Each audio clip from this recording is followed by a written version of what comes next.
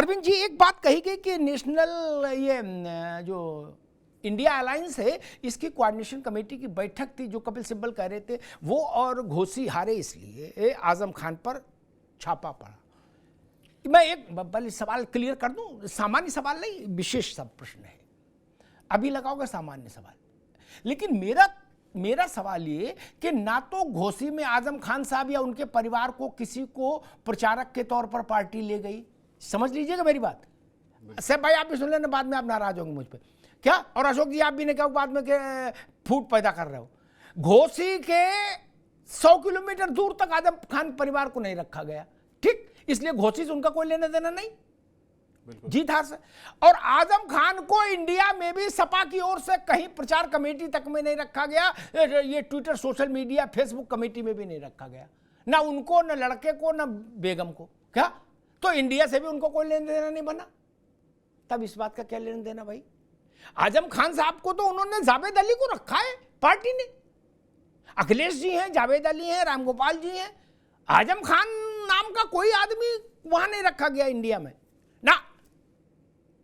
हो गए होंगे उनको 70 साल राजनीति करते हुए, 60 साल, लेकिन रखा नहीं गया। अरविंद जी। अमिताभ जी, मैं आपकी तारीफ करूंगा, बहुत गहरा प्रश्न आपने पूछा है और देश की जनता को समझना चाहिए, खासकर भारत के मुसलमानों को ये समझना चाहिए कि मुस्लिम तुष्टीकरण की राजनीति करने वाले ये जो तथाकथित सेकुलर लॉबी है, ये मुसलमानों को तब तक ही पूछती है जब तक उनका वोट बैंक सधता है। अमिताभ जी, वोट की राजनीति सदनी जैसे ही बंद होती है, उनकी पूछ बंद हो जाती है, और इसके ताज़ा उदाहरण है आजम खान।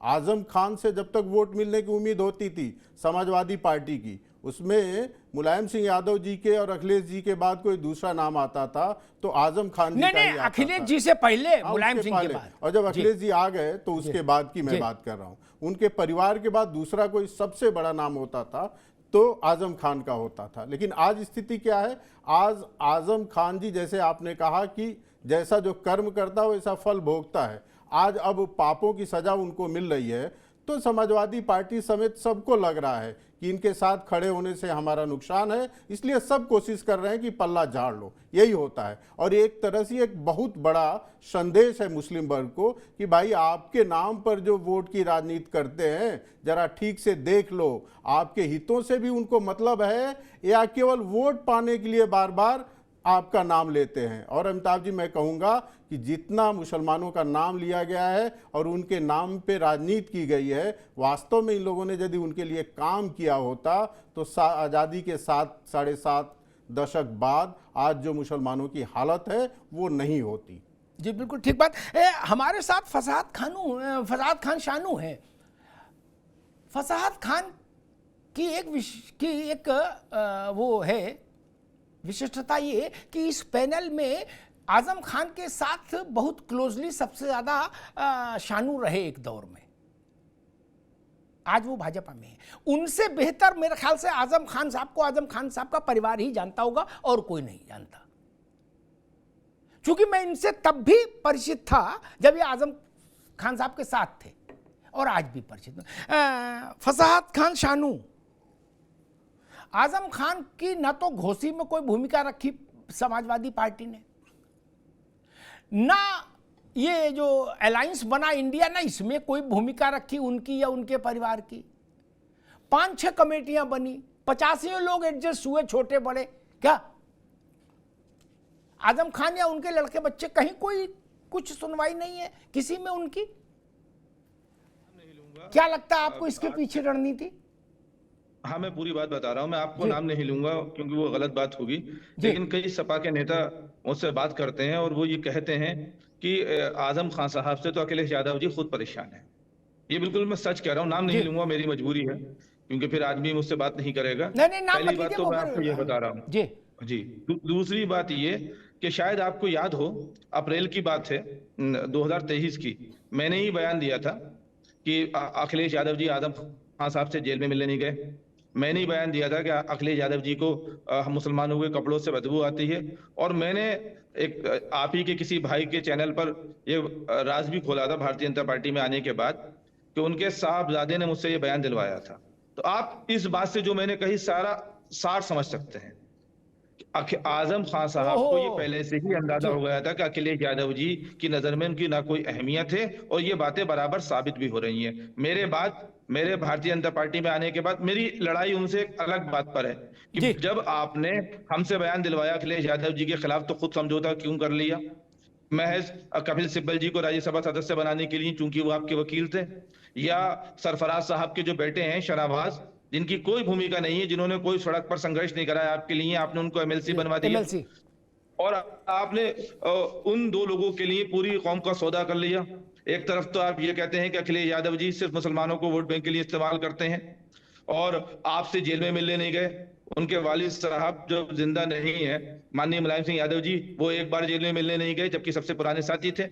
दूसरी तरफ आपने उनसे समझौता कर लिया। हमने ये डबल क्रॉस हमसे नहीं होगा। जब हमने एक बार कह दिया कि अखिलेश यादव जी मुसलमानों के साथ भेदभाव करते हैं, और क्यों ना भारतीय जनता पार्टी से फिर दोस्ती करें, क्यों मुसलमानों को भारतीय जनता पार्टी का दुश्मन बनाया जा रहा है? और मैंने कहा आप यहां रहिए और मैं भारतीय जनता पार्टी में जाऊंगा। आप ये दोगलीबाजी कर सकते हैं, आप समझौता कर सकते हैं, आप उनसे अपने मुकदमों के वजह से चंद पैसे ले सकते हैं, लेकिन मैं अपने जमीर से सौदा नहीं कर सकता। अब जहां तक ये बात है, मेरे जाने के बाद भी कई उनके जो छोटे कार्यकर्ता हैं, उनका जिक्र नहीं हुआ, वो अक्सर अपनी फेसबुक वॉल पर डालते रहते हैं कि अखिलेश यादव जी आजम खान साहब के मसले में बोलते नहीं है। और अब तो अभी कई लोगों ने उनके जो साथी हैं, कर्मठ कार्यकर्ता, उन्होंने डाला कि जावेद साहब जो है समाजवादी पार्टी के राज्यसभा सदस्य, उनको कोई जिम्मेदारी दी गई है, लेकिन आजम खान साहब और उनके परिवार को कोई जिम्मेदारी नहीं दी गई है। जहां तक ये छापों का मामला है, तो मैं समझता हूं, जैसे कि आपने अमिताभ जी बहुत अच्छी बात की कि ना कर ना डर। ये तो अगर दूध के धुले हुए होंगे तो साबित होगा, और अगर वो आरोपी होंगे तो साबित होगा। जी बिल्कुल ठीक बात। इसमें मैं कहता हूं कि इसमें बहुत उत्तेजित मत होइए कि छापा पड़ गया तो क्रांति कर देंगे। छापा अच्छी बात है, सबके यहां डले। जो लोग सार्वजनिक जीवन में, उनका छापा पड़ना चाहिए। क्यों नहीं पड़ना चाहिए? पता तो लगे डिब्बे में बिस्कुट कौन सा रखा है, चाय वाला रखा है कि सोने वाला रखा है। क्यों नहीं पूछे? सैकड़ों बीघा जमीन हो जाए, महल हो जाए, हवेली बन जाए, कहां से आया पैसा? नहीं पूछे। सेकुलरिज्म के नाम पे पर्दा डाल दे, नहीं हो सकता। अशोक जी, मसला बड़ा टेढ़ा है। मसला ये है कि पिछले 3 साल में कोई भी ऐसी घटना नहीं बता सकती समाजवादी पार्टी जो ये कहे कि भाई देखो आजम खान साहब को उनकी ओहदा और शोहरत और हैसियत के हिसाब से हमने प्रोमिनेंस दी। क्या होता है ना, दूध से ऐसे क्या बोले, भैया गली में रहो। हमने उनका घर देखा है आजम खान का। क्या बाहर 2 सिपाही बैठे रहते, वो भी बीड़ी पीते, चूंकि अब कोई खतरे नहीं आने जाने वाला कोई है ही नहीं। क्या पहले ऐसी भीड़ थोड़ी मचती जब शानू थे वहां? क्या सारी गलियां चौक हो जाती थी, मार कलेक्टर कप्तान सब जय हिंद कर रहे खड़े होके। क्या अब स्थिति है 2 सिपाही, वो भी बीड़ी पी रहे, अपना तंबाकू खा रहे, कह रहे भैया कोई खतरे नहीं, कोई आता ही जाता नहीं। ये स्थिति आपने कर दी। आप गायत्री प्रजापति के साथ तो खड़े रहे। गायत्री सांस्कृतिक कार्यक्रम में जेल गए थे क्या यादव जी? अब फिर आप कहोगे कि देश भर के अकलियतों एक हो जाओ हमारे लिए, तो कैसे भाई? फिर बताओ रामपुर का आदमी क्या कहेगा? अशोक जी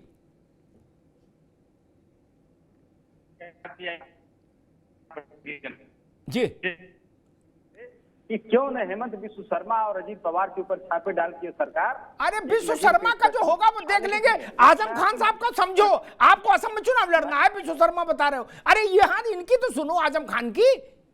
आप गजब करते हो। आपका इटावा एटा से क्या लेना देना बिस्व शर्मा का? वोट आपको वहां मिलना या ना मिलना है यार, गजब करते हो।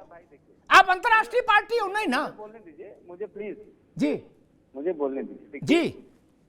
आडवाणी जी को आप जानते होंगे, आडवाणी जी को आप जानते होंगे कौन सी दुर्दशा से बेचारे गुजरे हैं और क्या क्या उन्होंने पार्टी के लिए किया। तो वैसा कुछ संस्कार हमारे पार्टी में नहीं है। नहीं ठीक है, समझ गया। आप ये कह रहे हो वैसे ही हमने इनका इलाज बांध दिया आजम खान का, ऐसा कह रहे हो? ठीक है, चलो नोटेड। इस तरह का संस्कार आडवाणी जी और मोदी जी का जो संस्कार है, संस्कार समाजवादी पार्टी नहीं है। ठीक, समाजवादी पार्टी में इस तरह का जो आजम खान साहब का परिवार है या आजम खान साहब का जो मसला है, उस मसले पे समाजवादी पार्टी राजनीतिक रूप से लेकर के विचार कर रही है, हर विचार कर रही है ना? नहीं खड़ी तो नहीं अभी, लेकिन विचार कर रही है कि नहीं खड़े होने का? सुनिए जी। अमिताभ भाई, देखिए आपका आपके द्वारा या आपके चैनल के द्वारा भ्रम फैलाने से ये जनता भ्रमित नहीं होगी अमिताभ भाई, बिल्कुल भैया, भ्रमित नहीं होगी जनता। आप लोग जितना भ्रम फैलाएंगे, एक मिनट रुक जाओ, एक मिनट अशोक भाई, एक मिनट, मैं तो कहता हूँ ठीक है, का बयान दिलवाएंगे, ठीक अशोक भाई, ठीक है, ठीक है, कोई फर्क नहीं पड़ेगा, जनता ने बिल्कुल बात अच्छी बात, में दिखा दी है, बिल्कुल जनता ने अच्छी बात। अब रुकना होगा, अभी रुक जाओ। आपने एक बड़ा आरोप लगाया, उस पर मैं एक सार्वभौमिक सत्य सामने रख दूं ताकि सदा के लिए ये आरोप विलुप्त हो जाए, डिलीट हो जाए। मैं रखता हूं, इसकी काट संभव नहीं इस त्रैलोक्य में, त्रिभुवन में, आकाश पाताल पृथ्वी कहीं संभव नहीं। ठीक ऐसी बात कह दे रहा हूं। आपने कहा कि आप भ्रम फैला रहे हो हैं, और जनता सब समझ रही है। तो एक मिनट रुक जाओ बाबू भाई, अशोक जी एक मिनट रुक जाओ। जनता सब समझ रही है। रामपुर के रियासत के भीतर जितने चुनाव हुए पिछले 4 साल में, 3 साल में, सब हारी समाजवादी पार्टी। क्या बड़े बड़े सूरमा लड़ लिए, ये जनता ही समझ रही है ना।